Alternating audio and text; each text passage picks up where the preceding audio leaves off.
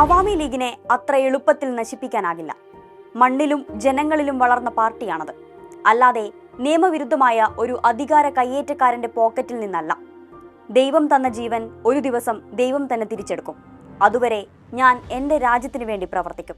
ബംഗ്ലാദേശിലെ അന്താരാഷ്ട്ര കുറ്റകൃത്യ ട്രിബ്യൂണൽ തൂക്കുകയർ വിധിച്ചതിന് പിന്നാലെ ഷെയ്ഖ് ഹസീന പ്രതികരിച്ചത് ഇങ്ങനെയായിരുന്നു.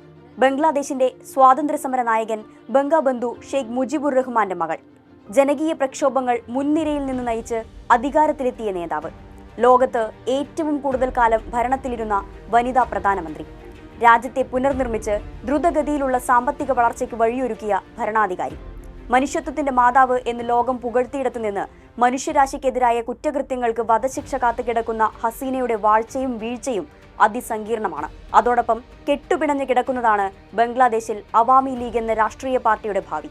വിദേശത്ത് അഭയം തേടിയ, അറസ്റ്റ് ഭയന്ന് ഒളിവിലുള്ള, തടവറയിൽ ശിക്ഷ അനുഭവിക്കുന്ന നേതാക്കളും നിരോധനവും തിരഞ്ഞെടുപ്പ് വിലക്കുമെല്ലാമായി അവാമി ലീഗിന്റെ നാളുകൾ തുലാസിലാണ്. രാജ്യത്തെ ഏറ്റവും പഴയ രാഷ്ട്രീയ പാർട്ടിക്ക് ഇനിയൊരു ഉയിർത്തെഴുന്നേൽപ്പ് സാധ്യമാകുമോ? എന്താകും ബംഗ്ലാദേശിൽ അടുത്ത പദ്ധതി? നിലവിൽ ചരിത്രപരമായ ഒരു വഴിത്തിരിവിലാണ് ബംഗ്ലാദേശ് എത്തി നിൽക്കുന്നത്. ഹസീന പുറത്തായതിനു പിന്നാലെ രാജ്യം നേരിട്ട രാഷ്ട്രീയ അസ്ഥിരതയ്ക്കൊടുവിൽ അടുത്ത വർഷം ഫെബ്രുവരിയിൽ തിരഞ്ഞെടുപ്പ് നടക്കാനിരിക്കെയാണ് കുറ്റകൃത്യ ട്രിബ്യൂണലിന്റെ നിർണായക വിധി വരുന്നത്. അവാമി ലീഗിനും ഷെയ്ഖ് ഹസീനയ്ക്കുമെതിരെ മുഹമ്മദ് യൂനുസിന്റെ നേതൃത്വത്തിലുള്ള രാഷ്ട്രീയ നീക്കങ്ങൾക്കാണ് ഇത് ശക്തി പകരുന്നത്. ഹസീന തിരിച്ചെത്തി പാർട്ടിയെ വീണ്ടും ശക്തിപ്പെടുത്താനുള്ള ചെറിയ സാധ്യത പോലും ഇല്ലാതാക്കുകയാണ് എതിരാളികളുടെ ലക്ഷ്യം. ഹസീന സർക്കാരിന്റെ പതനത്തിന് ശേഷം പാർട്ടിയിലെ ഉന്നത നേതാക്കൾ ഉൾപ്പെടെ പലരും ഒളിവിലാണ്.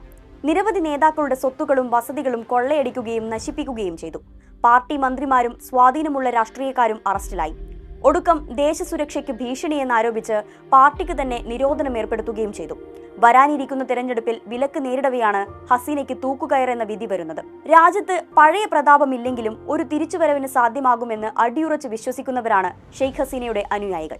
കൂടുതൽ ശുദ്ധീകരിക്കപ്പെട്ട് അവാമി ലീഗ് ബംഗ്ലാദേശിൽ സ്വാധീനമുറപ്പിക്കുമെന്ന ശുഭാപ്തി വിശ്വാസം നേതാക്കൾ പലതവണ പരസ്യമാക്കുകയും ചെയ്തിരുന്നു. 2024 വിദ്യാർത്ഥി പ്രക്ഷോഭത്തിന് പിന്നാലെ രാജ്യം വിട്ട് വിദേശത്ത് അഭയം തേടിയ ഷെയ്ഖ് ഹസീനയും അമേരിക്കയിലുള്ള മകൻ സജിബ് വസീദും അവാമി ലീഗിന്റെ മറ്റ് മുതിർന്ന നേതാക്കളും ഓൺലൈനിൽ പ്രസംഗങ്ങളും പ്രസ്താവനകളും പോസ്റ്റ് ചെയ്ത് പ്രവർത്തകർക്ക് പ്രചോദനം പകരുന്നുണ്ടായിരുന്നു.